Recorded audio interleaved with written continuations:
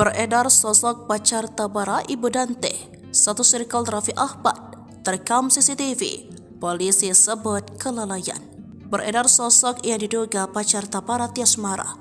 Pria yang disebut-sebut terekam CCTV berada di lokasi kolam renang bersama Dante yang tenggelam dan meninggal pada 27 Januari 2024. Sosok pacar Tabara ini diunggah oleh salah satu akun gosip.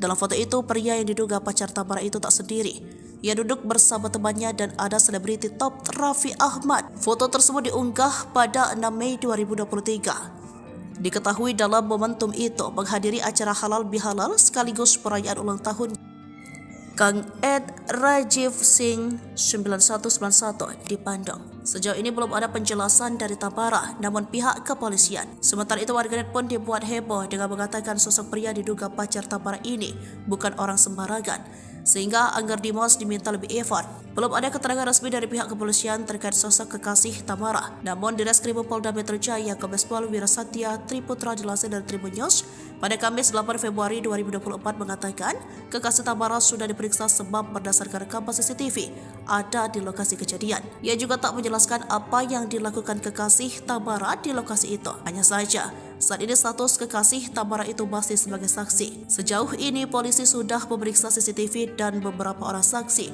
termasuk pemilik dan manajemen kolam renang, dan masih menunggu hasil otopsi dan pemeriksaan lainnya.